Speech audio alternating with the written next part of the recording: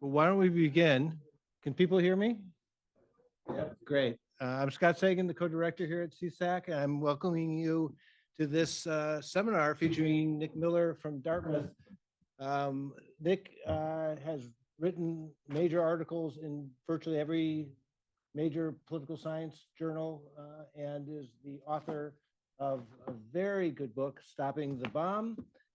He's going to be talking on the future of proliferation after the war in Ukraine, which I assume it's not after Ukraine getting the bomb, but it might be. We'll find out.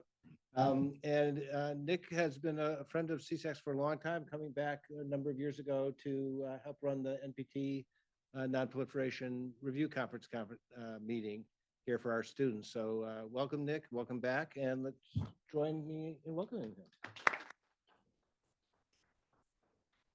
Great. Thank you for the introduction. Thanks to everyone for coming out for this. I can't really imagine a better audience for getting feedback on this project, so I'm definitely looking forward to what everyone has to say. So my impetus for this project is basically a flurry of articles that have been coming out in the last several years. Starting in the early kind of 2020s, the early part of this decade. It sounds weird to say the 2020s, but I guess that's what we're in. A lot of people started predicting that we were on the brink of kind of a upsurge in nuclear proliferation, right? And people made a lot of different arguments for why this might be the case. Some talking about kind of the potential shift toward multipolarity and great power competition, others focusing on a potential weakening of the normative aspects of the non-proliferation regime. But you saw kind of a lot of articles coming out making similar sorts of arguments. Then we had the Russian invasion of Ukraine, and that sort of supercharged this discourse, right? And there were like think pieces coming out, it seemed like once a week, basically saying that this war is like doing as one article put it, a death blow to nuclear non-proliferation. It's going to encourage proliferation in a way we haven't seen in decades, in part because Russia ostensibly showed the value of nuclear weapons by waging this war, without NATO coming in. And Ukraine, right, learning this lesson about how vulnerable you can be if you don't have nuclear weapons. So I was interested in kind of stepping back and thinking about these arguments and how persuaded we should actually be by them, right? How worried should we really be about a surge of proliferation? Right? And to be upfront about my priors on this, I come in being pretty skeptical of this sort of argument. In part, that's because we have a lot of research now going back several years that shows that these sort of predictions of, I don't know what's going on here. These predictions of kind of nuclear domino effects or tipping points really have never come to materialize. Is there a loose cable or something? Maybe. There we go. Okay. So from the 1950s onward, you've had kind of analysts and policymakers kind of warning we might be on the brink of having, another 5 or 10 nuclear powers over the next couple of decades, but it's never actually come to pass, right? And some of my own prior research looks at this and shows that, in part, you can think of this as a self-defeating prophecy, right? Where policymakers kind of forecast proliferation on the horizon, and they take intelligent policy steps to prevent that from actually materializing. And we also have a lot of research in the last decade plus kind of pointing out a lot of sources of restraint, right? A lot of these obstacles that kind of make it less likely that these sort of cascades occur, right? So you have work by Jacques Hymans and Etel Solingen looking at kind of the domestic sources of nuclear restraint, right? Some countries are just kind of bad at managing nuclear weapons projects. They might want to get them, but they have a really hard time at succeeding. Other countries might have domestic political reasons and economic reasons for refraining because they're worried about the cost to their economy of going nuclear. And then we have a huge amount of research in the last several years looking at the non-proliferation regime, right, and US non-proliferation policy in particular, showing the various ways that that's helped inhibit the spread of nuclear weapons. And so my question comes out of sort of these two competing perspectives, like which side in this debate is more likely to be right? Are we actually on the brink of like an upsurge in proliferation, or over the next decade, are we likely to see kind of a rerun in the past where people make these predictions, then it doesn't really come to pass for a variety of different reasons. And in this project, I try to be a little bit more nuanced and concrete, right? Instead of just saying like, yes, there will be a cascade or no, there won't. I try to go kind of case by case, right? So people have identified a whole range of different sort of proliferation risk factors that might be present right now. And I try to kind of walk through them and delineate which ones we should be worried about and which ones we shouldn't be as worried about. Just to kind of quickly give you the bottom line here, I do not kind of think that we're likely to see a substantial increase in proliferation over the next decade. It's unlikely that more than one country acquires nuclear weapons in the next decade, if you want to make it concrete. And I think in part that's because a lot of the factors that people are pointing to as potentially encouraging proliferation are not new, and we have experiences with managing them successfully in the past. Other factors are more legitimately novel, but some of these, as I'll argue, are kind of overstated in terms of the impact they're likely to have on proliferation. That said, I don't want to say everything is all sunshine and rainbows, but I do think that there are some specific proliferation risk factors that have been identified that we should spend a bit more time worrying about. And so I will talk about those as well. So I'll start by just kind of walking through this catalog of different potential proliferation triggers that people have pointed to. I'll then turn to the ones that I think are kind of overstated and we shouldn't spend as much time fretting over, and then turn to maybe a couple things that we should actually focus on in terms of the real potential drivers of proliferation. And I'll conclude by kind of talking a little bit about how this might play out in specific regional contexts, right? There's often, a temptation that sometimes I fall prey to about talking about proliferation in general and in the abstract, right? But in reality, as Bob Einhorn likes to say, proliferation takes place in individual countries, in individual cases, right? And we should be able to point to what exactly those countries are where this might be happening. So I'll start by just kind of laying out the risk factors that various kind of analysts have identified that might lead you to think we're kind of on the brink of an increase in the spread of nuclear weapons. So I think you can break these down primarily into 4 different categories.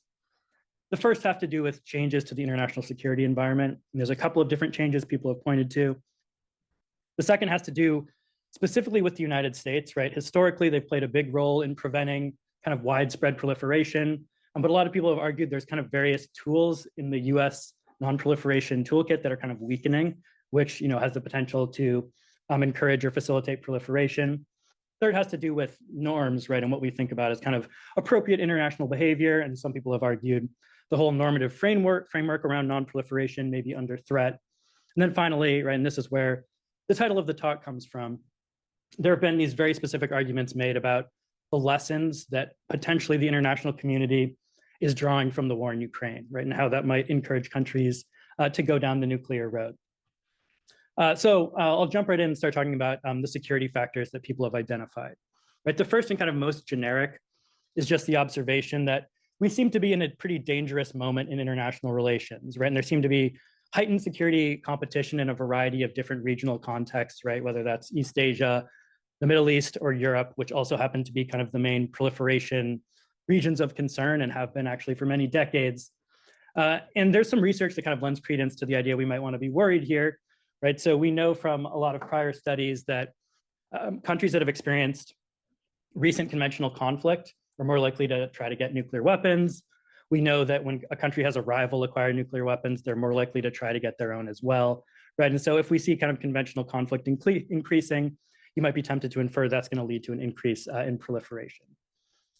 The second security factor people have talked about is a little bit more at a macro level, right? Which is about, polarity, right? The number of great powers in the international system.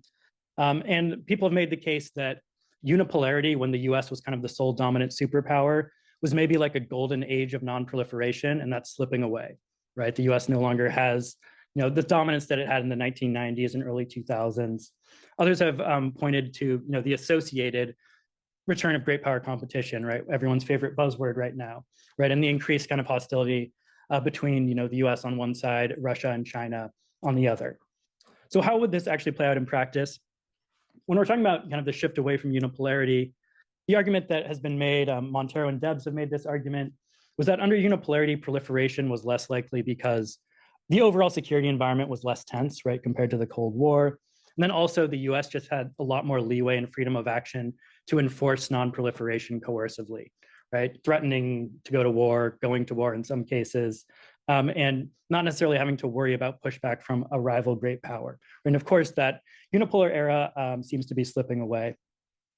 In terms of the argument about great power competition, the basic story here is that when great powers are kind of overwhelmingly focused on their competition with one another, that might lead them to overlook or downweight the importance they attach to nonproliferation, if that's viewed as conflicting with getting an edge over their superpower rival, right? And I've seen this play out in particular cases in the Cold War, right? And the common one people point to is Pakistan in the 1980s, right, where the U.S. had previously been trying to kind of coerce them to end their nuclear program, and then pretty much reverse course after the Soviet invasion of Afghanistan. And the priority was defeating the Soviets, getting them out of Afghanistan, and putting kind of the nuclear issue on the back burner, right? And the more that you're focused on great power competition, the more you might imagine those sort of compromises could be made today. Just to put kind of a little bit more color on this, right? It's not hard to look at the international environment today and be worried about kind of the security situation, whether it's North Korea advancing its nuclear capabilities, right, and attaining the capability to hit the US homeland, China's unprecedented buildup in their nuclear arsenal, which is a huge departure from their prior policy. Of course, what's going on in the Middle East, right, where you have Israel engaged in a conflict, including with several of Iran's proxies, right, and the worry that this could escalate into direct Iranian involvement or maybe even American involvement. And then, of course, the Russian invasion of Ukraine, right, and the reinvigoration of NATO in response to that. When it comes to great power competition in particular, and the possibility that you might see countries that have previously been focused on nonproliferation start to change their priorities, look no further than Saudi Arabia, right? So there's very interesting reporting over the last several months about what the parameters of this potential Saudi-Israel peace deal might look like, right? And a big part of that, or at least one part of that, is the Saudi desire for nuclear assistance from the United States.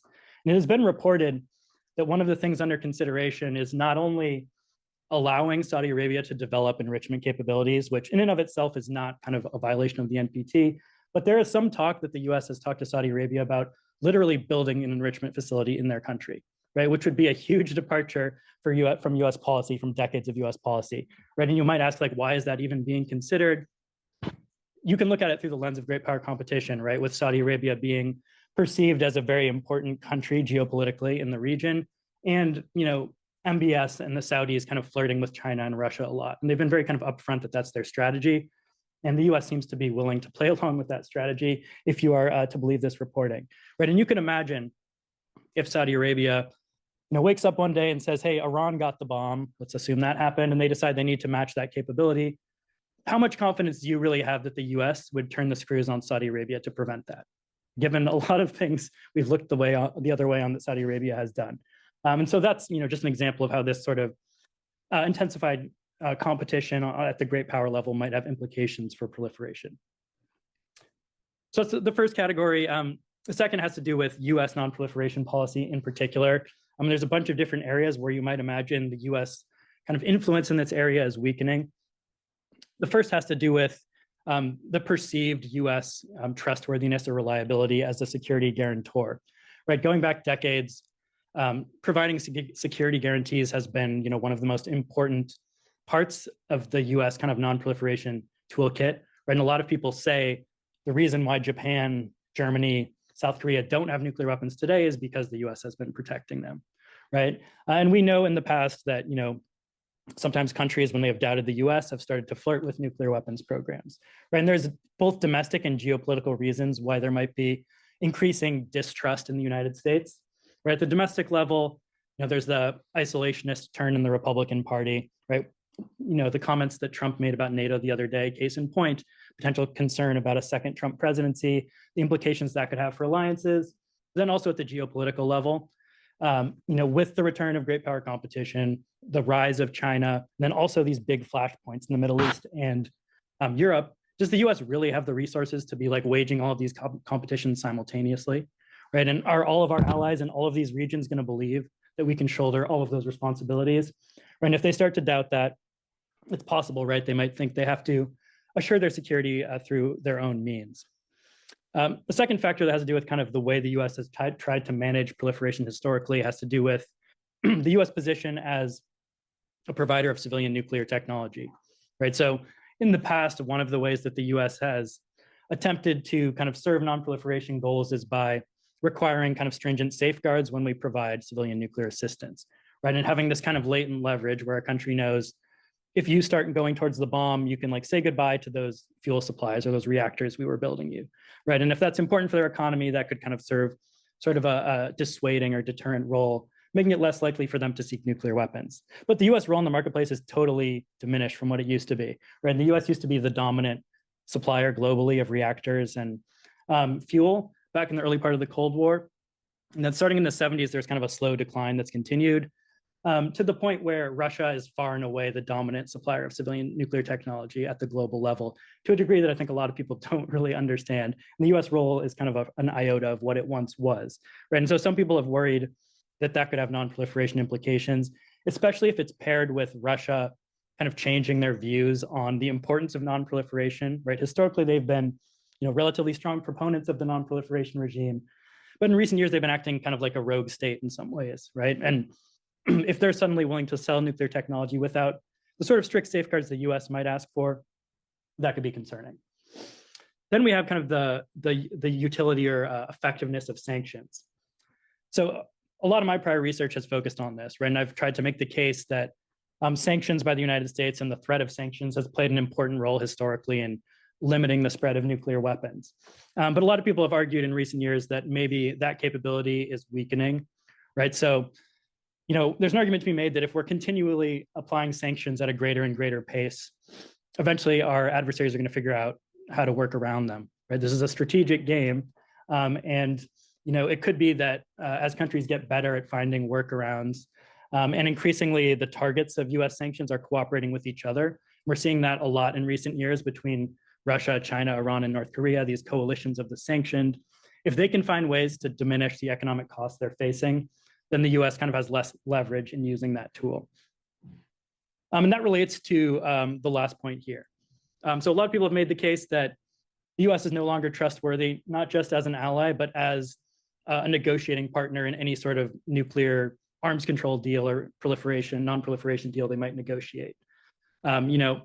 The most obvious example of this, of course, is Trump's decision to withdraw from the Iran nuclear deal in 2018 when Iran had been complying with it. But you can point to other cases that have this flavor as well, right? Where, the US under the Bush administration struck a deal with Libya to disarm, right? And then 8 years later, there was a NATO-backed regime change operation against Libya, right? When there had been kind of informal security assurances provided as part of the WMD deal. And so people kind of worry that, if US adversaries don't believe that we're actually going to follow through on our commitments, and in fact, maybe we're going to punish them and sanction them no matter what they do, then what incentive do they have to make any concessions, right? And give up their nuclear programs. So that's another potential source of concern. So again, just kind of to give you some contemporary examples that kind of paint a bit fuller picture on this, right? South Korea is a country that people talk about as obviously having some interest in nuclear weapons, right? It's publicly debated, right, on a regular basis. The South Korean president now talks about it on a regular basis. I mean, a lot of people trace that to South Korean concerns about US reliability. I mentioned kind of sanctions evasion techniques and maybe those getting better over time. Iran has certainly found a way to export a lot more oil in recent years than they were able to previously, and China has been a big part of that. And the Iran nuclear deal being kind of the case in point for the US maybe not being kind of a reliable non-proliferation deal maker. So third, we have the possibility that kind of the overall normative framework surrounding nuclear weapons and non-proliferation may be eroding in ways that could encourage or facilitate proliferation. Right? Again, there's a couple different variants here. The first has to do with Article 6 of the NPT, right? And the nuclear armed states, signing this agreement that ties the hands of non-nuclear states and saying they're going to work towards nuclear disarmament. There's kind of increasing frustration over time that they have not lived up to that end of the bargain. Obviously, there was a lot of progress made on nuclear drawdowns after the Cold War. But if you look at the last 5 years or so, pretty much all the trends are pointing in the opposite direction, right? So essentially every nuclear armed state is at least modernizing their arsenal, and a bunch of them are expanding the size of their arsenals as well. And so that's sort of the opposite of what is kind of expected of the nuclear powers under Article 6. And so it's possible that over time could weaken what people talk about as the grand bargain that's embedded in the NPT, right? Where the non-nuclear states are forswearing nuclear weapons, the argument goes, right? In part because the superpowers agreed to take these steps. And if they're not taking these steps, maybe others will decide, hey, we're not going to abide by the NPT either. This is very closely related to the recent emergence of the Treaty on the Prohibition of Nuclear Weapons in 2017. This was motivated in large part by what I just talked about, right? Frustration that the nuclear powers weren't disarming fast enough. And so now we have kind of this alternate treaty out there that's attempting to delegitimize and totally ban nuclear weapons, right? And so far, it has been the purview entirely of non-nuclear states. Not even non-nuclear states that have nuclear allies have joined the treaty at this point. But it's possible over time, right? If the treaty becomes more popular, that could kind of erode the NPT. So that's a concern that some other people have as well. In terms of kind of the material consequences of this, people talk about it in different ways. Some say, well, just people are going to get frustrated, and even if they don't try to get their own nuclear weapons, they're not going to go along with the US and other great powers when they try to get your cooperation for cracking down on a country like Iran, right? Or if they come to you and say, hey, let's strengthen our safeguard system, they're not going to be willing to go along with that because they're angry at you that you're not living up to your end of the bargain. Again, even if they don't want to get their own bomb. Other people say, like, no, over time, this could have an even more dramatic effect, right? And eventually the normative framework could erode so much that there'd be like widespread abandonment of the NPT and like the overall regime could collapse. And so that's kind of like the more extreme scenario. And in that sort of environment there, you could imagine some sort of security dilemmas causing proliferation on a significant scale. Finally, we have, what's been in the news the most, which are these lessons that, potentially countries are drawing from the war in Ukraine. Right? And there's two main lessons that people talk about. The first is that, Russia apparently has shown, right, that nuclear weapons can be useful for aggressive purposes, right? Russia has used the threat of nuclear first use, apparently with some success, right, at helping to convince NATO to stay out of direct intervention in the conflict, or at least that's the way that a lot of people interpret this. And it's possible that other states that have aggressive intentions and revisionist aims might look at what Russia's doing and say, hey, that seems to be working pretty well for them. Maybe if I want to accomplish something and grab a chunk of my neighbor's territory, what I have to do is get the bomb, right? And then I'll run this playbook, right? And I'll attack and I'll say, hey, if anyone intervenes, we're going to use nuclear weapons first. Right? And so that could potentially lead revisionist powers to want to get nuclear weapons. And then there's the flip side of that, right? If you think about this from the perspective of Ukraine, what is the difference between the NATO armed countries that Russia hasn't attacked and Ukraine? NATO is protected in part, right, by the US nuclear umbrella, right? And so a lot of people have said, Putin is showing that he's very cautious towards countries that have a nuclear capability. But if you don't have a nuclear capability, God help you, right? And look at what he's doing to Ukraine. And this sort of argument is kind of supercharged by the fact that you have that whole story around Ukraine inheriting Soviet nuclear weapons at the end of the Cold War, right? And this narrative that if only they hadn't given them up, they could have deterred a Russian invasion, right? And that elides over the fact that I'm sure many of you know that Ukraine didn't actually have like operational control over these weapons, right? But it's part of this narrative that is spreading that, if only Ukraine had nuclear weapons, this never would have happened, right? And so if countries are updating their beliefs based on what they see in Ukraine, they might say, if I don't want to become the next Ukraine, the best thing I can do is either find a nuclear armed ally or get my own nuclear weapons, right? You can imagine that obviously leading to an increase in proliferation over time.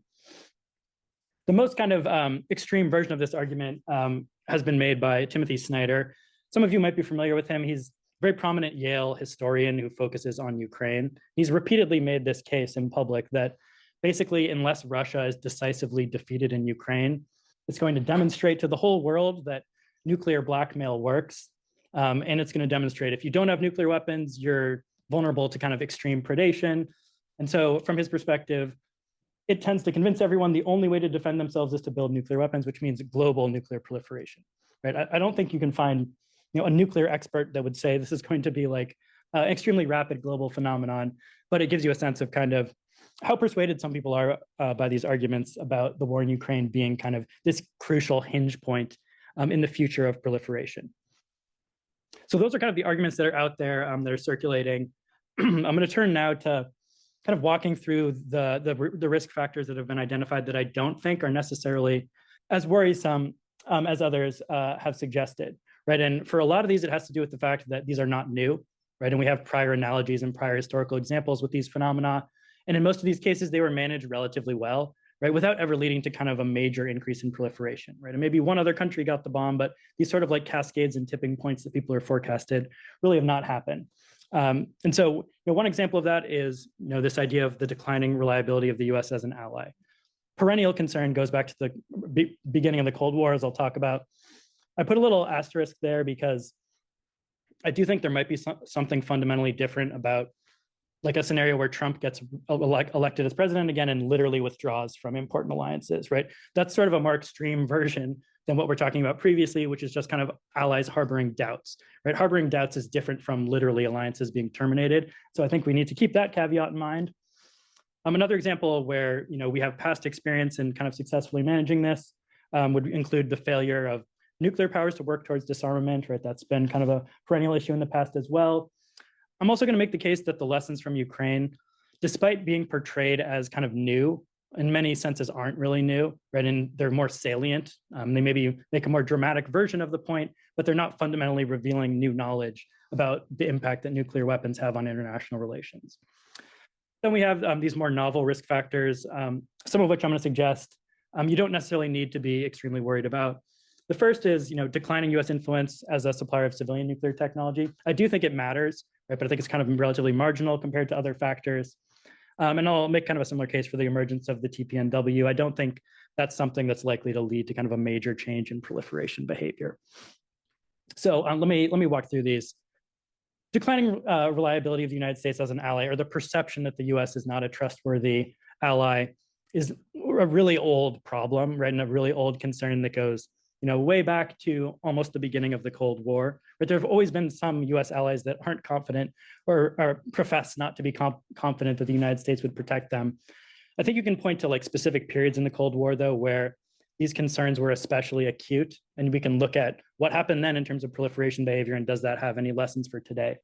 So a couple periods that I think are relevant here, the late 1950s and early 1960s. So this is when the Soviet Union acquired the capability to strike the US homeland with nuclear weapons, right? It acquired an ICBM capability. And this led to a lot of concerns in Europe in particular about whether the US would actually protect them if push came to shove, right?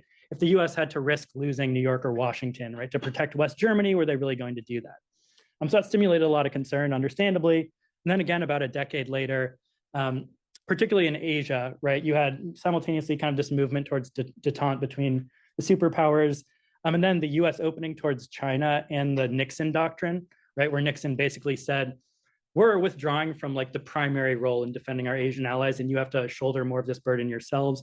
That also caused a lot of anxieties, especially in Asia. And so we can look back at that time period as well and see what actually unfolded in the proliferation space and what does that suggest. The basic takeaway here is that in both of these time periods, it is true that a bunch of countries started exploring the nuclear option and even started efforts to pursue nuclear weapons. But we only have one case where I think you can link it to these alliance concerns that led to a new country getting nuclear weapons, and that's France. That's kind of a conventional narrative about the French case, right? Is de Gaulle and French leaders didn't believe that the US would really protect them if they had to lose a US city. The reason why I'm not entirely persuaded by that is we have a lot of good research on France and their nuclear program that shows that perhaps the overwhelming factor driving France's desire to get nuclear weapons was not security per se, but was status and prestige, right? And French leaders' desire to reassert themselves on the world stage or hold on to this idea of themselves as a great power, right? And security concerns, it seems, were actually sort of secondary, right? So you can point to this as a case where, maybe alliance concerns were important, but I think that was probably secondary.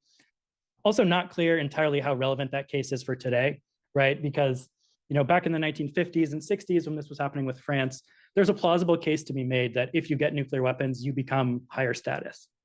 It's not so clear now, right? Because we have a non-proliferation regime, right? A lot of people would say the opposite. In fact, now if you get nuclear weapons, you're branded as a rogue state, right? So it's not even clear like those sort of status concerns would play out the same way today. You also have the other side of the ledger, right? Countries that were concerned about US reliability, made movements towards nuclear weapons, or at least thought about it, but didn't actually end up finishing the job, right? And that includes West Germany, Japan, Taiwan, and South Korea, who kind of thought about this with varying degrees of seriousness. And the US managed to manage these cases, right, through a combination of providing assurances to them and strengthening security commitments, and when necessary, bringing pressure to bear, right, against Taiwan and South Korea in particular. And so, one example of this would be the NATO Nuclear Planning Group, which was created in the late 1960s. One motivation for this was helping to kind of involve West Germany in nuclear planning so that they could kind of feel more confident in US plans without them having a finger on the nuclear trigger, so to speak. And we're seeing sort of similar efforts play out with South Korea today, it seems like, in the wake of the Washington Declaration. Then you have this case of Taiwan, where, as I mentioned, the US kind of turned the screws when necessary to try to make sure that an ally did not acquire nuclear weapons. Right? And so kind of the punchline here is like, yes, alliance concerns matter. Yes, they can stimulate proliferation consideration, but that doesn't translate into acquisition very frequently, if at all. Okay, next we have, this concern about the commitment or the ability of the nuclear powers to live up to their Article 6 promises to work towards disarmament. Right? Again, this is not in any way new. Right? If you just go back to when the NPT was signed in 1968, you could ask yourself, like, so what happened to Article 6 after that? Right? In terms of like the arms race of building up more and more nuclear weapons, it just continued. Right? And you had some arms control agreements with the Soviet Union, right? You had the SALT Accords, but it's not like people were drawing down their arsenal sizes in any meaningful way, right? And the Soviets kept building more. The US arsenal kind of plateaued. And it was only at the end of the Cold War that you saw any significant movement drawing down arsenal sizes. So, this again is not something new that we've never dealt with before. The way I think about this is, it's very obviously a source of frustration for countries that are non-nuclear weapon states that are party to the NPT, right? And they talk about it a lot, and I don't doubt the fact that it pisses them off, right? But when you go to the next step of asking, how does it actually materially affect proliferation, right? How does it make it more likely that other countries actually get nuclear weapons? All of a sudden, it gets a lot murkier, right? And we don't actually have a lot of great evidence backing this up, right? So there's some research that's tried to look at this. So, Matt Krennig has a piece where he just looks at, is there any relationship between the size of the US arsenal and any of a variety of non-proliferation outcomes we might be interested in, like countries trying to get nuclear weapons, or kind of how they vote on non-proliferation issues at the Security Council. He finds it has no impact, right? It doesn't seem to be associated with any of these things. And also there's been some good, qualitative work done recently by Rebecca Gibbons, who looks at kind of the decisions made by key countries to join the NPT or make commitments to the non-proliferation regime. She finds that it's very rare that their decisions are driven much at all by US policy when it comes to disarmament or arms control, right? And so we just don't have a lot of good precedent for believing that this actually would have an impact on proliferation, even though it's something that the non-nuclear weapon states are unhappy with. Then, and here's probably where I expect this to get the most controversial, right? We have the lessons from the war in Ukraine.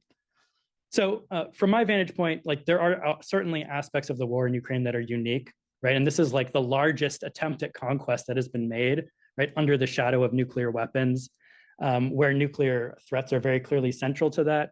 But it's not entirely new in the sense that like this is the first time that a country has ever used nuclear weapons for aggressive purposes, or a country that's ever used nuclear weapons kind of as something that could help facilitate or backstop kind of an effort at territorial aggression, right? So all of these cases bear differences with the war in Ukraine, but they're all examples of nuclear weapons being used arguably in sort of an offensive or compellant fashion, right? So if you think about the US and the Korean War, the US did not start the war, obviously, right? But the Eisenhower administration did issue nuclear threats towards China and North Korea at the end of the war to try to convince them to agree to an armistice on their terms. And we basically threatened, we might use nuclear weapons against you if you don't do what we say, right? That's a pretty aggressive use of nuclear weapons.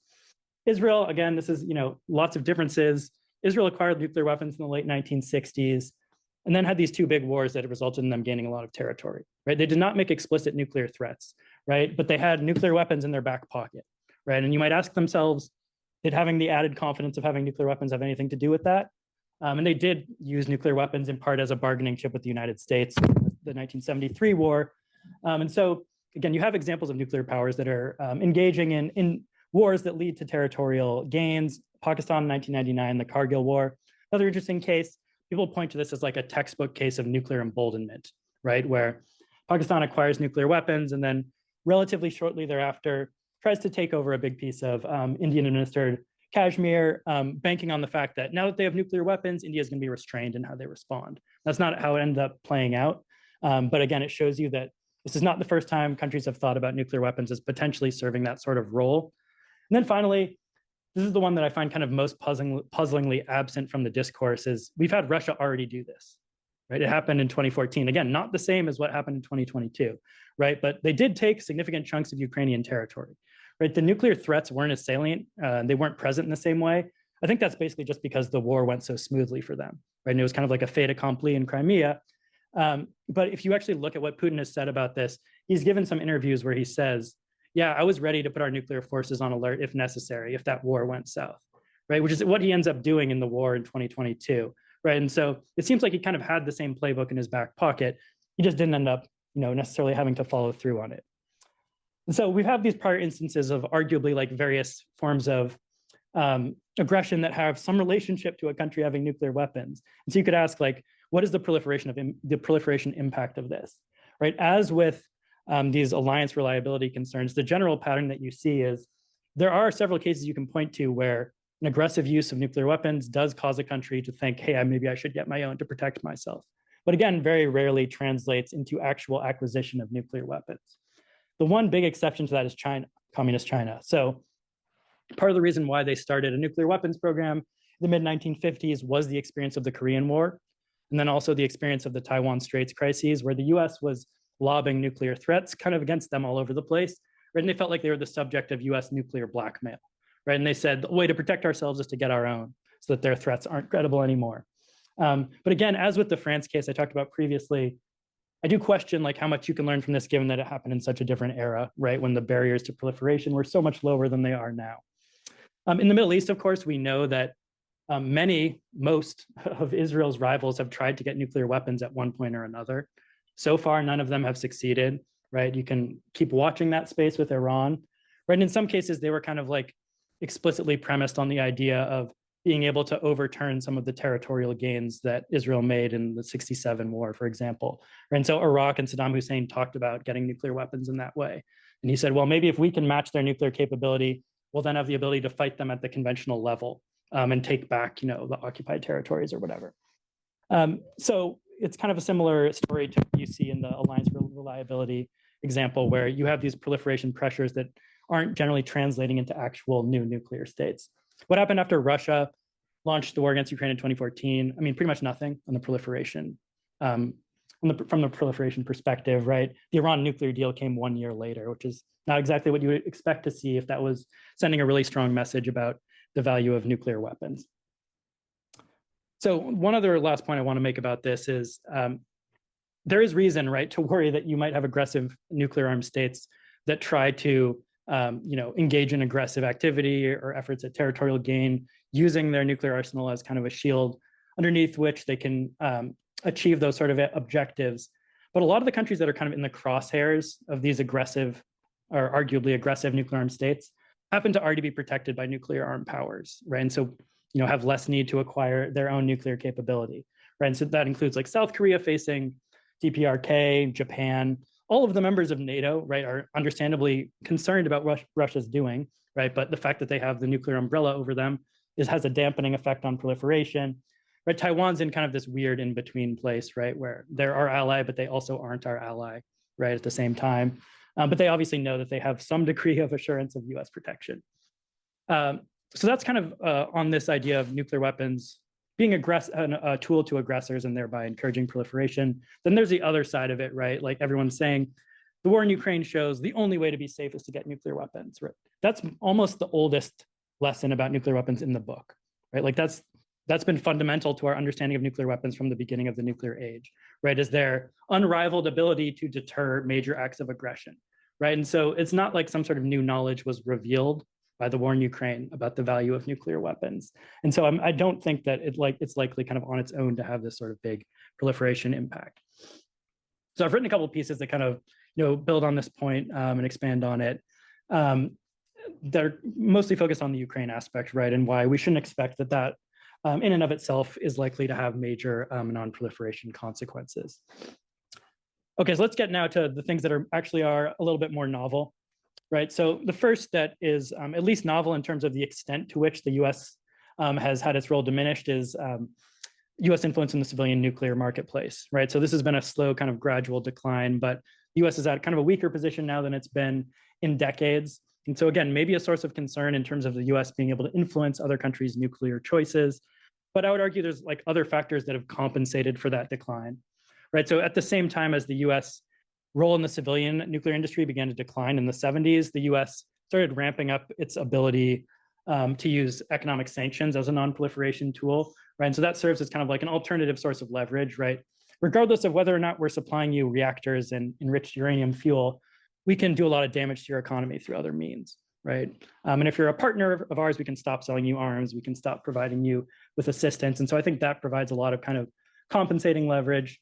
So that's kind of the second point here. If you think about the type of countries that the US is likely to be selling civilian nuclear technology to in the first place, we generally don't do that with our adversaries, right? We tend to do it with allies or at least quasi-friendly countries. The fact that they're allies and quasi-friendly means we generally have a lot of other avenues of leverage and influence, right? And so the civilian nuclear component is just kind of like the cherry on top of US leverage. It's often not the central component, especially if we're talking about like treaty allies who the US plays a big role in guaranteeing their security. The final thing I'll say about this particular factor is, I don't want to go too far on this, but there's some evidence that the US role might be rebounding a little bit in the last few years, in part because the war in Ukraine has convinced a lot of countries, understandably, that Russia is not a reliable partner. And so a lot of countries in Central Europe that have been relying on Russian nuclear supplies have started to rethink that and try to figure out if there's a way that France or the US can kind of take over that role so they're not kind of dependent on Russia. It's possible that that could have some sort of reviving impact over time. Then finally, we have the emergence of the TPNW. A lot of people, especially before the war in Ukraine, were saying like maybe this is the beginning of a trend, right? And maybe nuclear weapons are going to be delegitimized kind of gradually over time. And ultimately, if the nuclear powers kind of don't take these steps towards disarmament, maybe that could cause the NPT regime to collapse. But a lot of the momentum in favor of the TPNW seems to have slowed, right, because of the war in Ukraine, right? For a while, people were talking about countries that are parties to NATO maybe signing up, right, even though they're protected by the nuclear umbrella and even though the US doesn't want them to. But now there seems to be kind of a renewed understanding in lots of European capitals that actually maybe it's a good thing, even amongst the publics, right? Maybe it's a good thing that we have the protection of the US nuclear umbrella. Maybe it's not such a great idea for us to sign a treaty that would make it kind of illegal for us to be stationing US nuclear weapons, right? And so kind of the momentum in favor of the TPNW seems to have slowed for now. The other part of the argument that kind of relates the TPNW to an increase in proliferation that I have a hard time with is, if you think about the countries that are in the TPW, they're in it in large part because they're against the spread of nuclear weapons and they're against the existence of nuclear weapons, right? And so if they have kind of like an inherent commitment to that idea, their threats to kind of reduce their cooperation on non-proliferation aren't super credible to me, right? If the entire reason they're in the treaty in the first place is to limit nuclear risks, are you really then going to kind of do what you can to damage the regime that's preventing those risks from getting worse? So that's a part of the argument I've always had a little bit of a hard time with. And so I'm not kind of convinced that this is going to have a major proliferation impact. Okay, finally, where do I think that there are real sources of concern we should be focusing on most? There's two main things. The thing that maybe worries me the most is this return or intensified great power competition. As I talked about this a little bit previously, if you look at the history of proliferation, I think there's a lot of cases of countries acquiring nuclear weapons that you can relate, at least in some way, to the fact that the superpowers were really focused at those moments on competition with each other, right, at the expense of working together on non-proliferation. So if you think about like the early part of the Cold War, when it was very intense, and the US and the Soviet Union were overwhelmingly like trying to build up the strength of their own alliance blocks, right, against each other. And one thing that kind of translated to is the US not really doing much of anything to stop Britain or France from getting nuclear weapons, right? And if you look at the Soviet side, they helped China acquire nuclear weapons, right? They later regretted that decision and kind of pulled back their assistance, right? But both sides were overwhelmingly focused on building up their blocks against each other, right? And like competing for the influence of partners as opposed to trying to limit the spread of nuclear weapons. You can also look at some cases that occur after the NPT where you actually have a non-proliferation regime.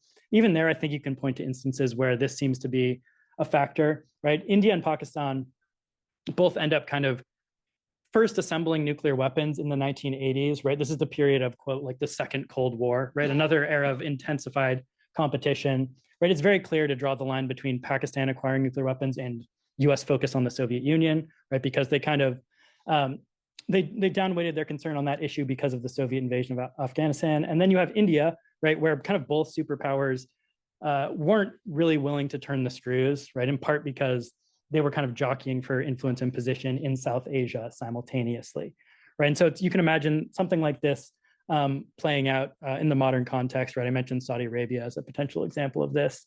I think this is something we should be worried about, but at the same time, it's important to say like it's not inevitable, right? These are policy choices that are made by humans, right? Whether you decide to prioritize great power competition or non-proliferation, it's possible you have leaders that have different preferences on that and might act in different ways. And you can look to contrasting cases, right, where non-proliferation was prioritized, right, and you had more successful outcomes, right? Like West Germany didn't end up getting nuclear weapons, right, in the early part of the Cold War, and Taiwan and South Korea didn't end up getting them because in those cases, right, it was kind of prioritized as an outcome.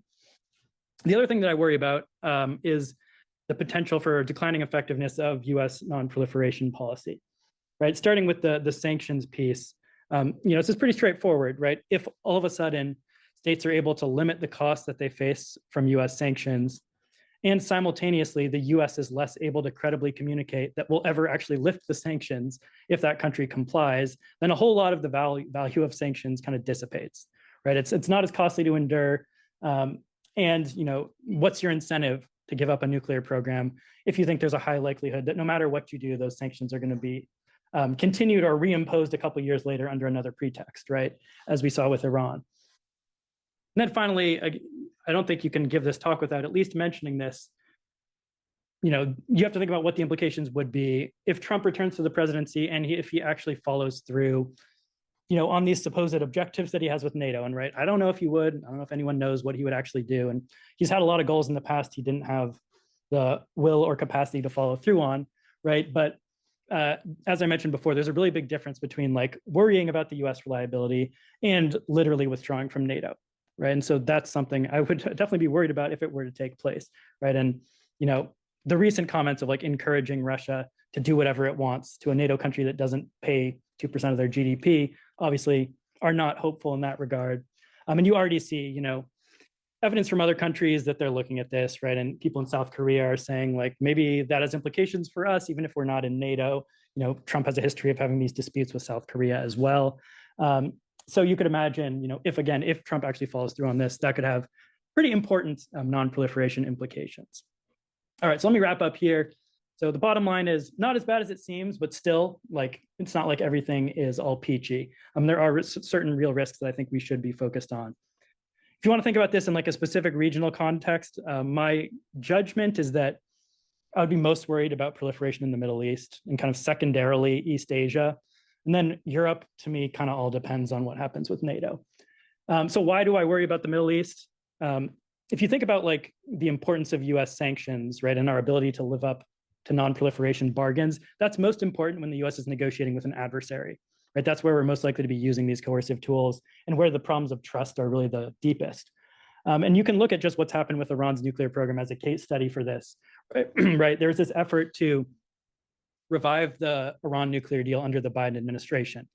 It failed, right? And one of the reasons why it failed is because the Iranians kept demanding guarantees that the US would not withdraw from the deal again. There's no way for the US to provide such a guarantee, right? There's no way to tie the hands of a Biden successor. But that's just indicative of kind of the lack of trust the Iranians had in the US. I think honestly, from their vantage point, pretty rational, right? To not have any faith that the US would abide by a deal that they reach. And so that makes me worry about the future of Iran, right? I used to think there was a negotiation pathway with Iran. I'm not sure there is anymore, right? And that doesn't mean that they're necessarily going to take the final step of building nuclear weapons, but they're very, very close to the threshold right now, right? And a bunch of Iranian officials lately have been saying basically like, we have everything we need if we want to do it, right? So I'm worried about Iran. And then there's the knock-on effects if Iran were to get nuclear weapons. Saudi Arabia, of course, right? The MBS and other Saudi officials have said repeatedly, publicly, if Iran gets nuclear weapons, we will too. And as I said before, Saudi Arabia is the sort of country that to me is the most worrisome from the standpoint of great power competition giving an incentive to look the other way, right? Because it's geopolitically crucial, because we don't want to, quote, lose them to the other side in great power competition, we might not be willing to actually impose pressure. We might end up kind of looking the other way if this materializes. You could also think about that with respect to Iran, right? If Iran makes a decision to like leave the NPT or try to cross the finish line in the next several years, what do you think Russia and China are going to do? Are they going to really pressure Iran to not do that? Or are they going to be so worried about, keeping their foothold in the region that they're going to kind of let this happen because again, they're overwhelmingly focused on competition with the United States. So that's why I'm worried about the Middle East. East Asia, my optimistic view on this is the US just has a much higher degree of leverage and also kind of inherent interest probably in keeping countries like Japan and South Korea from not having nuclear weapons. Right? We have a lot more leverage because we provide for their security, right, as formal treaty allies. I also think we have a pretty strong interest, right? East Asia is kind of the main site of geopolitical competition now, arguably. I don't think we want more fingers on the nuclear trigger there, right? In a conflict that would very quickly involve us between like North Korea and South Korea, or China and Japan or something like that. So I think there's a pretty strong kind of inherent interest there. And I'm also a little bit less worried about like a Trump effect here, right? Trump's been very clear, not a fan of NATO, right? But with East Asia, it's a little bit more difficult to figure out because there seems to be a pretty strong, at this point, bipartisan consensus on the idea we need to be competing with China and maybe containing China, including when Trump was in office, including amongst Republicans. So to me, like the idea of abandoning those allies does not seem as likely as potentially something that could happen in NATO. And that leads me to the last point here, right? Which is, if you talk to me and say like, there's no possibility of Trump getting elected again, I would say Europe is actually lowest on my list of proliferation concern, right? Because, almost all these countries are in NATO, right? And the US protects them and we have leverage that can be used against them. And then with countries like Ukraine, who you might think have a really strong motivation to get nuclear weapons, they also have an arguably equally strong motivation to maintain positive relationships with the US, which they know would be pretty much imperiled, if not kind of over, if they were to move towards their own nuclear weapons. But again, I'll leave it with the last point of we have to look forward to the election in 2024 and see what happens after that. So I'll stop there. Ask the first question, and while Nick is answering, I'll go around the room and we'll follow the 1 finger, 2 finger rule. Get on the Sure. queue right, by raising your hand. And if you want to jump the queue, raise 2 fingers to ask a follow on. We also have a number of people from actually around the world, but professors from in the US, Canada, former government officials, and lots of the public. So if you put your question into the Q&A, I'll switch back from the live audience to people online. So, Nick, you didn't focus on one big factor that I think to me would trump all the, I shouldn't use the term, would be more important than all of the factors you put, which is not just the question of if Russia uses nuclear weapons in Ukraine, but what happens if Russia uses nuclear weapons in Ukraine? The United States government thought it was very likely, or at least more likely than it had in a long time, in the fall of 2022, that Putin might order the use of one or more nuclear weapons and made counter threats about what it would do. But that problem could reemerge if Putin thinks he's losing. And the question would be, I would think the issue would be, if Putin uses nuclear weapons and it causes the Ukrainian government to collapse and Putin wins the war because of that, that would have a big effect on nuclear proliferation. Mm-hmm. If he uses nuclear weapons and he loses the war because of the US and NATO response, and Ukraine stays together, that would reduce the risk of other countries saying, oh, we need nuclear weapons. So to me, what do you think about that as a major factor? Yeah, I mean, that's totally a fair point and fair criticism. I mean, when I was working on this and writing this, I'm kind of assuming like the war in Ukraine is continuing sort of along the lines that it is now, right? Where Russia has, taken a bunch of territory, they haven't toppled the regime and they haven't used a nuclear weapon. But yeah, what do I think if they were to go on and do that? Yeah, I mean, I think it depends in large part on what the response is to it and what happens after.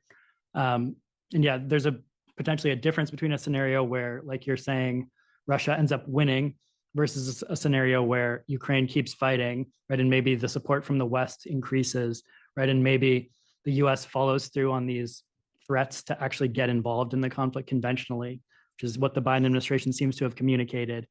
And so I would say some of it would depend on the outcome, right? And like you're saying, if Russia wins by doing that, that would send, a pretty strong lesson that's new, but not entirely new, because we have Hiroshima and Nagasaki, right? So we have one example of at least people believing that nuclear weapons compelled surrender. I'm not going to go into the whole controversy around that.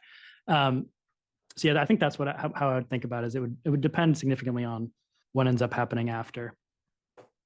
And what's interesting that Putin used that as an analogy when he made the threats. Yeah. There. If you could introduce yourself and say a little bit about what you work for. Nick may know you, or people here may know you, but people online will not. So I'll have Jim Fearon first. Well, wait for the mic so people can hear you. Jim Fearon, political science and FSI senior fellow.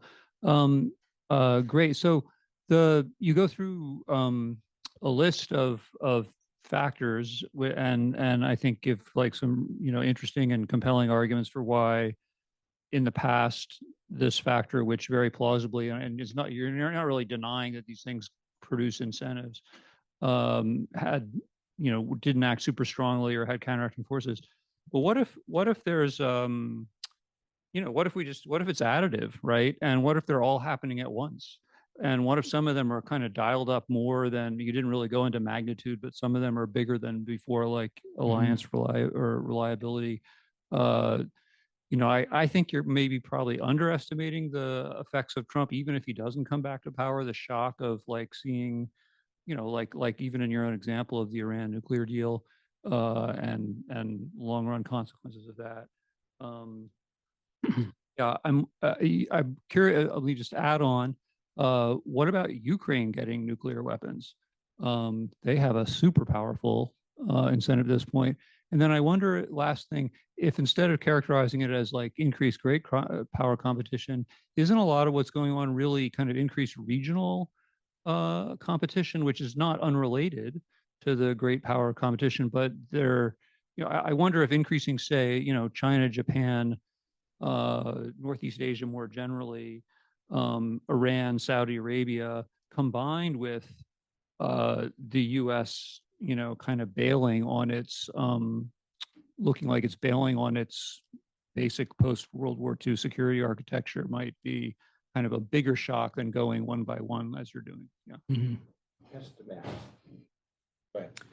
Yeah, those are all great questions. Yeah, and it would be an interesting exercise to think about trying to tease out like what happens when you have multiple of these factors acting at the same time.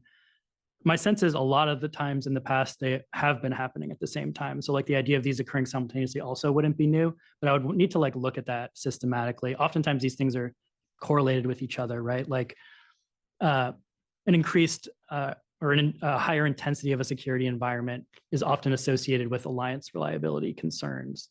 And it's also true that some of these factors like depend on each other, right? And so like, to me, like the one thing that if you kind of pulled it out, like the whole house collapses is like the US alliance architecture, right? And so if that like totally goes away, that has implications for a lot of the other factors that I'm talking about, right? Like a lot of the ability of the US to enforce nonproliferation goes away because a lot of its leverage is gone. So to me, that's like the most worrisome one where, if you change one thing, like it has potentially the biggest impact. But I think it would be useful to go back and look at the past, and maybe if I can identify time periods where you had a bunch of these things acting at the same time, what did that look like? If it's kind of a similar constellation of things that we're looking at now. Of course, there's always kind of limitations to these historical analogies. Ukraine getting nuclear weapons, yeah. I mean, I mentioned this briefly. To me, like that goal is directly at odds with the desire to have a strong relationship with the West, right? And that was certainly the case in the early 1990s. I think it probably is still the case today. Again, making our little caveats here for who the president is, right? And Trump also has said some weird stuff about proliferation in the past. Though importantly, when he was in office, he didn't really follow through on a lot of that stuff. So to me, that's a powerful disincentive for Ukraine. And also they have to worry about what happens when they're in the process of trying to get nuclear weapons. Like granted, they're already at war with Russia, but what is Russia going to do if they detect that Ukraine is trying to build nuclear weapons? It could get a lot worse for them potentially. Yeah, and then the last point, regional competition versus great power competition. Yeah, I think they're both important. I think about, I mean, this is too clean a way of dividing them, right? But I think about like regional competition as being kind of the main thing, providing specific incentives to countries to want their own nuclear weapons, right? It's not like Japan isn't like, I need to get nuclear weapons because of great power competition, right? They're thinking about it because like, oh, there's North Korea that threatens me in way X, Y, and Z, and China maybe does too. But I think they can interact together, like get to your point of interactive effects, like in a dangerous way where regional competition gives you the incentive to do it. And then great power competition potentially makes non-proliferation policies less effective, right? Because the quote enforcers of the non-proliferation regime aren't as willing to act. And so you have higher incentives and lower barriers. And so that's kind of a bad combination. We have two fingers from Harold and then Max. Good mic. Yeah. Harold Kunis, Deputy Director here at CSAC. Nick, I wonder if you couldn't think of Ukraine in a different way, closer to the Saudi Arabia example you gave. Prolonged war, they're slowly losing, the West is losing its willingness to support them, creating this super incentive that Jim pointed out to acquire nuclear weapons as the ultimate backstop. And they're, let's say, a Biden administration reelected thinking, well, we really can't apply the screws to them because we really need them to stay in the fight. So just the thought of you could flip it around if you yeah, I think you can't, I agree, like that's possible, you can't rule that out. I'm not as sure like how central the US actually thinks Ukraine is to them versus like Saudi Arabia. And I think in part you can see the lack of a perceived vital interest in Ukraine by virtue of the fact that like they're not in NATO, and by virtue of the fact that NATO has not directly intervened on their behalf. And it's not to say we haven't put a lot of effort towards supporting them, but I'm not convinced that we would view Ukraine as like that vital of a geopolitical interest. And I think we would be potentially more worried about, you know, the potential consequences of Ukraine getting nuclear weapons or what Russia would do if they thought that that was happening. But I don't know. I mean, I think you could be right. That's just kind of my prior on it. Hi, I'm Max. I'm one of the postdoctoral fellows here. I do CS research on the security, safety, and robustness of AI systems. Thank you for the great insights. I have one question regarding the lessons from Ukraine. If you look at the counterfactual pre-invasion, you just assume the Ukraine would have had nuclear weapons at their disposal. Mm-hmm. This is an assumption. Do you think the Russians would have invaded anyways? Because my naive hypothesis would be, hey, they don't have enough weapons to assure mutually assured destruction. And on the other hand, they would have been peer pressured from NATO and the EU to not use the weapons to begin with. The Russians could have banked on that. Yeah, interesting question. So yeah, I think it depends, like you're saying, to some degree on like, what does the Ukrainian nuclear arsenal look like? Are we talking about like a really small program in its infancy, or are we talking about like a robust arsenal that has something like a secure second strike, right? And those are very different sorts of situations. But my general baseline assumption is countries don't like to invade nuclear powers, right? And we don't have a lot of examples of that in history. There are some small cases, right, of conflicts between conventional conflicts between nuclear powers, right? Like the Kargil War I mentioned very briefly in 1999, the Sino-Soviet border clashes in 1969. So I could imagine something kind of like that, where like I wouldn't rule out that they would have maybe tried to take Crimea or some sort of fait accompli thing like that, because in some ways actually kind of similar to what's happening in those two aforementioned conflicts. So those sort of like more limited incursions, I think that's possible that could occur even with a nuclear armed Ukraine. I definitely do not think you would see like this effort at conquest and attempted regime change that seems to have been what Russia was trying to achieve in 2022. Thank you, Nick, for a great talk. My name is Ori Rabinowitz. I'm a visiting fellow here at CSAC. And a co-author with. Yeah, you choose horrible co-authors, Nick. So here's my question. It's a flip question. Do you think that, so if we accept the assumption that nuclear proliferation is not going to spiral out of control, can we also argue for the flip side that countries with certain nuclear capabilities are similarly less likely to consider a rollback given everything that we just discussed in different phases of their nuclear programs and different aspects of them. And to add to the counterfactual that Harold mentioned, it occurred to me, you know, how a couple of years ago, Zelensky said that Ukraine would want to be the Israel of Europe. And people talked about the nuclear component of that, which he didn't elaborate on, so it's anyone's guess. But it occurred to me that we should maybe think of the situation, you know, post-91, post-Gulf War, the Americans kind of realized that maybe Israel is justified in having its nuclear capabilities because of the hostile environment, let's say, or were more justified than they previously thought they were.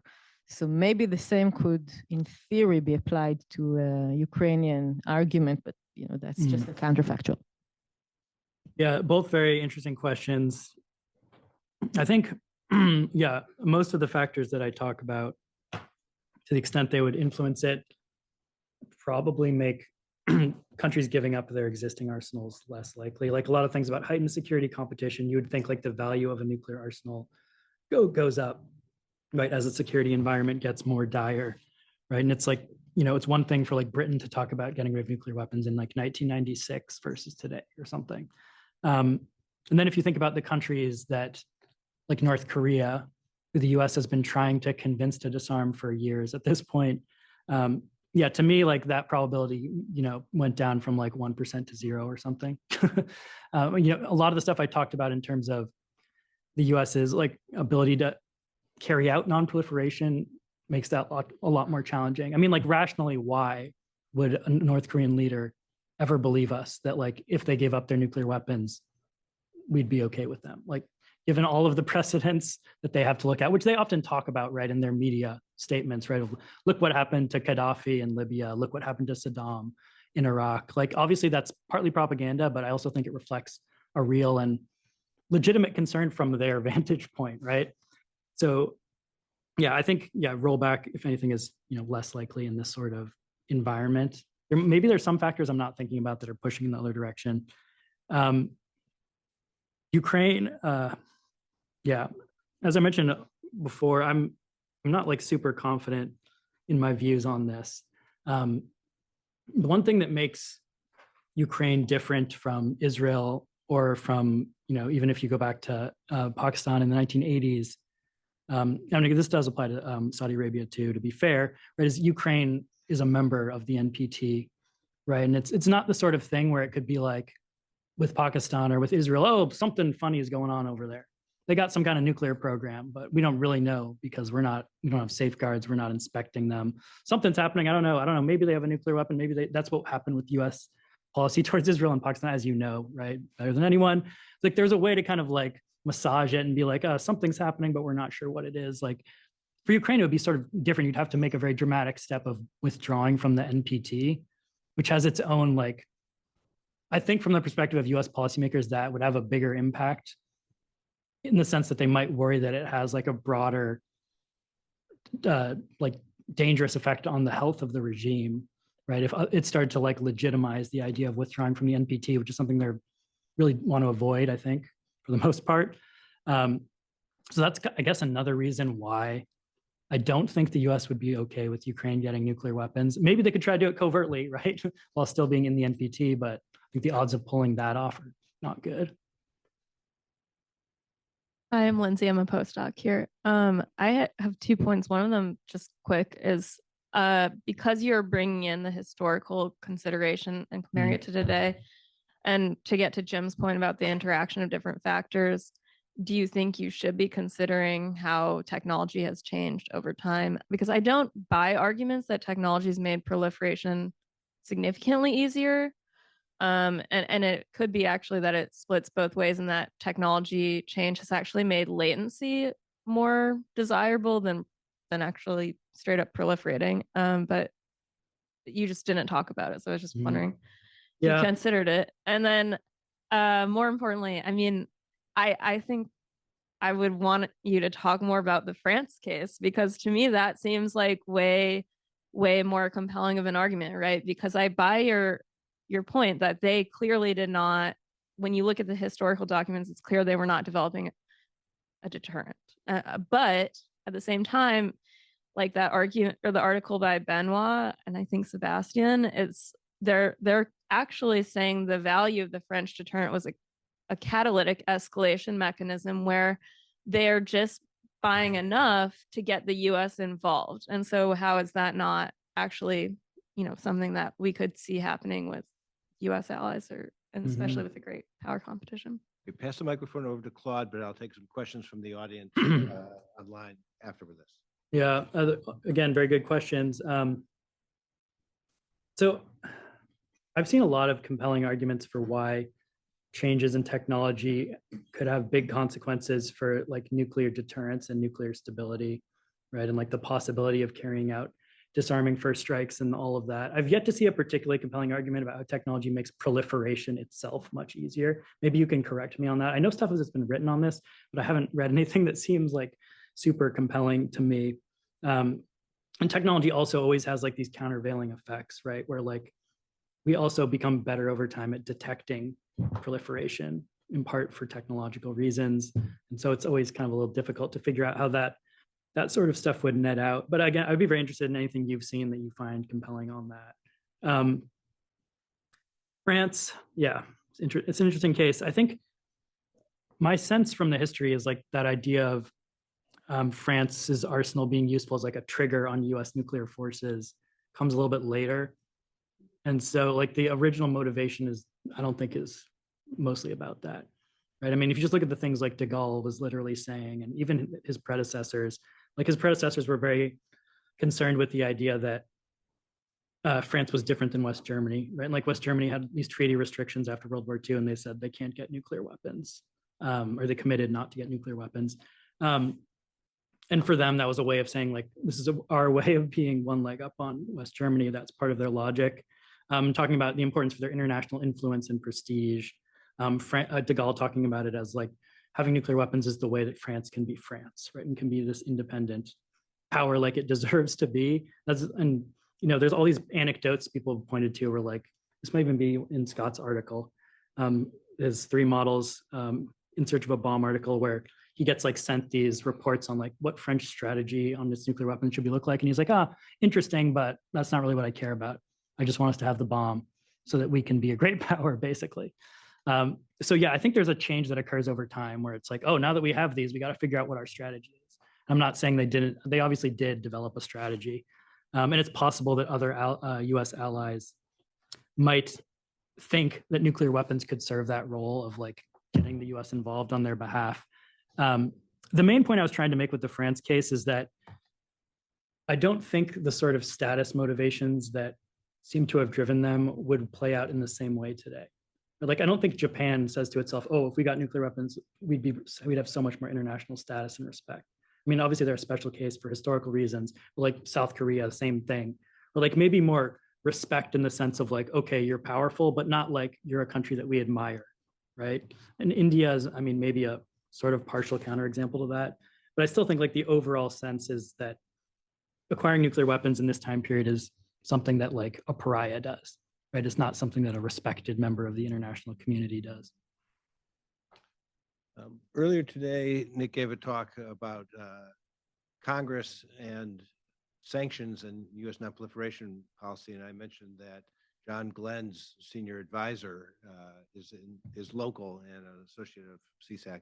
This is Len Weiss, who sends in a number of questions, but I'm going to ask the one that I think is the one that is the most important one here, which is that you didn't mention the possibility of cooperation between quotes unquote rogue states. Mm-hmm. This could be Russia helping Iran because of Iran's support for the war in Ukraine, or Russia and or China helping North Korea develop capabilities that it currently doesn't have, and some people are suspecting that this is happening already.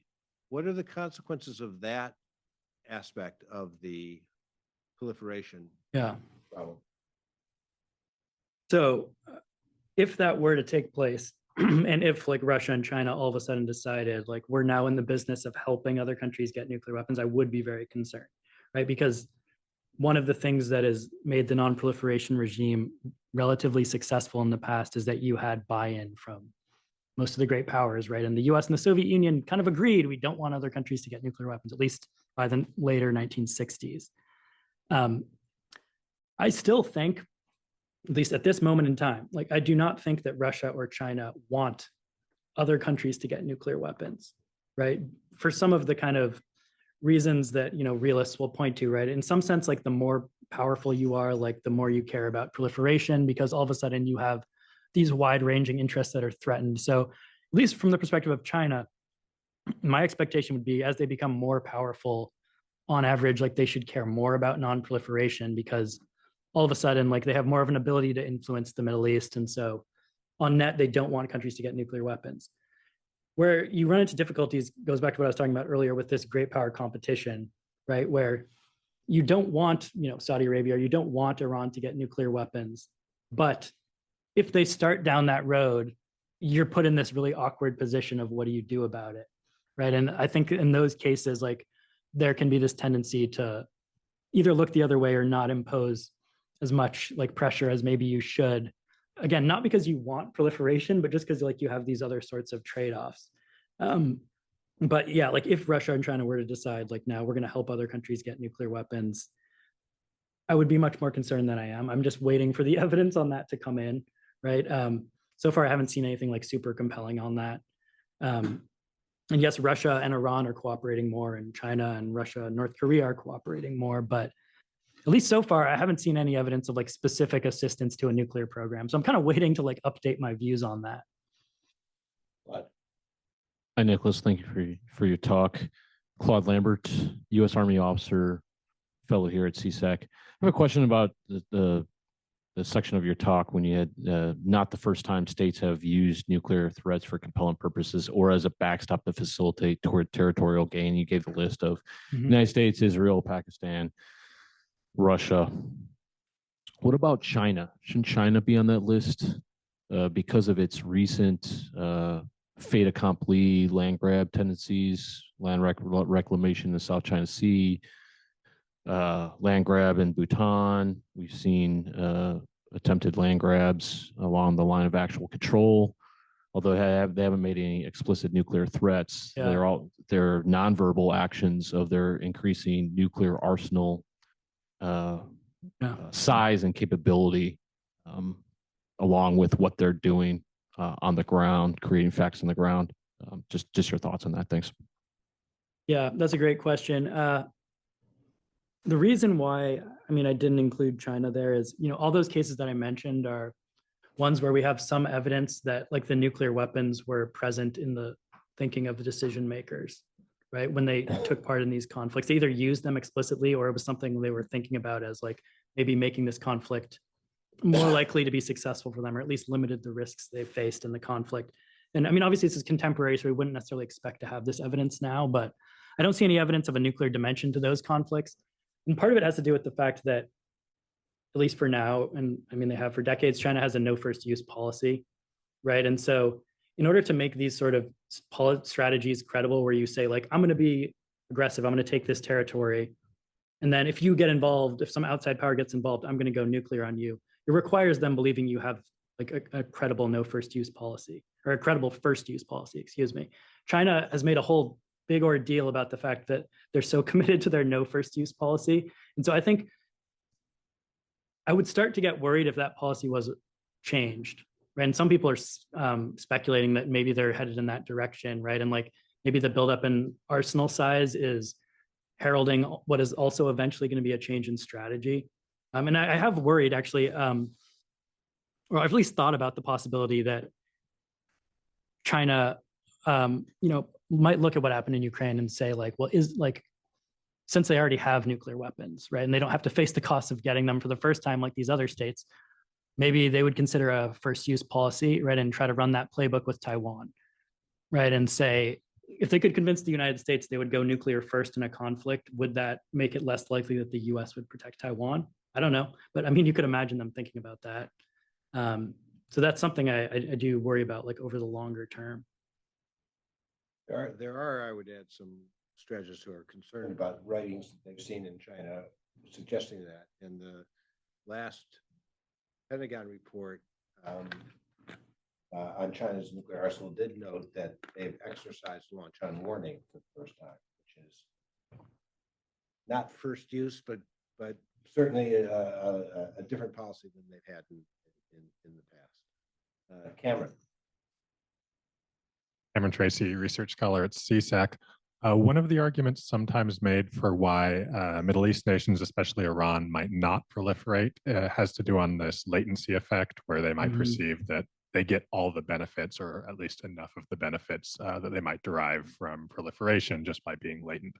So you make a good case here that the costs of acquiring a weapon on Iran might be diminishing. But on the other side of that equation, do you feel that the benefits that they can derive from latency are changing in any manner? Because if those are remaining the same, the costs might have little effect on their calculus as long as they remain happy with their latency. Yeah. Yeah, that's a really interesting question. One thing I think it's important to say about latency is it's not cost-free to get to latency, right? Like, so if we're thinking about it in terms of, which is the way political scientists often define it, as like having an enrichment or reprocessing capability, or significant enrichment or reprocessing capability. One of the core focuses of US non-proliferation policy is preventing countries from getting those technologies. And if you think about like all the pain and sanctions Iran endured just to get to latency, it was very costly for them. So that's something I think about in general when we're saying like, oh, latency, maybe that's a nice middle ground. Not so nice to get to latency in most cases, right? It's actually gonna be very painful and hard to get there. But in terms of like the benefits side, there's some interesting research by Tristan Volpe, who's at the Naval Postgraduate School, who shows that states sometimes seem to be able to get kind of a coercive benefit out of having latency, where basically they can threaten to proliferate either implicitly or explicitly as a way of like getting concessions from another country and saying like, hey, if you don't give us X, Y, and Z, we're going to get the bomb. Other people have said that there could be deterrent, like latency in and of itself deters conflict, right? With, again, operating on sort of a similar logic where you worry that if you attack that country, that's going to be the final straw that's going to lead them to get nuclear weapons. I mean, it's really interesting to be looking at this right now, given the conflict that's taking place in the Middle East, right? And I have thought about like, what lessons is the Iranian leadership going to be drawing from this conflict, right? When, if you think about like opportunities when Israel had a very strong justification or pretext for attacking Iran, this has got to be extremely high up on that list, maybe the best justification they've ever had, and yet they haven't attacked Iran. And maybe that's because they're focused on other conflicts, but I don't know. Like the Iranian leadership might look at that and say like, okay, maybe we don't need nuclear weapons. If like, even in this scenario where you would think there'd be a very strong impetus to strike Iran, the Israelis haven't done it. I mean, that's got like the only potentially optimistic thing I can say about this conflict, basically. So I have thought about that, and maybe that's related to latency, right? I don't know what the Israeli leaders think about this, but maybe they think if they attacked Iran, they would rush for the bomb. So I don't think it's crazy to think that might happen. I'm tempted to end on the one positive, optimistic thing you said, but we still have Ken Schultz to ask another question. That's a lot of pressure. Yeah, Ken Schultz, political science and CSAC affiliated faculty. I mean, I mostly agree with your argument, and I liked where you kind of started saying like these kind of unspecified kind of domino theories are somewhat unsatisfying, and that we should name names. And I kind of wish you'd gone further in that regard. And so this is what I'm thinking. It's like all these different mechanisms that you listed, they apply to different subsets of states. Like there's a whole set of mechanisms that are about the U.S. as role as a guarantor, which we might think of as affecting, states who we think are held back by that, like our allies in Eastern Europe or East Asia or Europe. And then there's this argument, say, about, nuclear weapons are a shield behind which you can grab big pieces of territory. Who are we talking about there? Like, I'm not sure. Like, what's the set of states that have massive, have big territorial ambitions and don't have nuclear weapons? I just like, there's a certain of these boxes don't feel more full than others. And I think it would be useful to kind of work that through. Because I'm kind of like at the end here, you kind of came back. It's the same old set of states we're always talking about is nuclear risks, and so and maybe that's where we are. But it's like, is there more to that, or is it really just the kind of the same old list? Yeah, I think that's a really good suggestion that, yeah, it would be helpful for me to be more clear about like this factor applies to this set of countries. What are these countries? And I agree with for some of them, it's like, oh, you can actually think of, oh, there's like a half dozen countries where that's probably relevant. But some of them, maybe you struggle to come up with more than like one or two. And that in and of itself might be a reason to not worry as much about that factor. If it only really applies to like one case, the odds of it translating to proliferation are lower. I mean, with the particular one you mentioned, I think it is kind of hard to come up with cases that fit in that box. Like a non-nuclear country that has territorial ambitions that might think getting nuclear weapons would help them do that. I mean, most of like the revisionist powers that we think about as having those intentions, a lot of them already have nuclear weapons. People might say that with Iran, just because there's this general sense that a lot of people have that like as Iran is a very aggressive actor, but I don't know which particular pieces of territory they're planning on taking. Yeah, so that's the one that comes to mind more than others. But I agree, like that would be helpful to strengthen this, is to say like which of these are more important because they apply to like a broader set of states. But yeah, are there other countries that like I didn't mention where this could become relevant? I mean, I think the main ones are the ones that I mentioned, like Japan, Saudi Arabia, South Korea, Iran. You wouldn't add Turkey and Syria? Those are the ones I was going to say next, like maybe the next tier, Turkey and Syria. But I mean, Turkey's a member of NATO. I mean, a very strange member and not a very harmonious member. Syria, I don't think they have like the capacity to pull it off. And some people talk about Egypt occasionally, but that's been talked about for decades and doesn't seem to be much going on there. Last question, Max. Thank you so much. It was a great question. So Max from earlier. That's your name, Max from earlier? As a more rhetorical question and comment, does having the bomb give you these revisionist ideas and maybe tempt you to do that and seek these goals afterwards? I'm linking to deep psychology, IR work of Caleb here. Yeah, it's an active area of research that Caleb is going to answer for us. So that's fortunate. But yeah, I mean, there's a bunch of research on that. And that's like a big debate, is the extent to which nuclear weapons make states aggressive versus just allow them to achieve like pre-existing goals. I don't think we've settled that question. It just remains to thank Nick, and I hope that you'll come back sometime in the future and help us think about which of these predictions came true and which ones did not. So thank you. Thanks.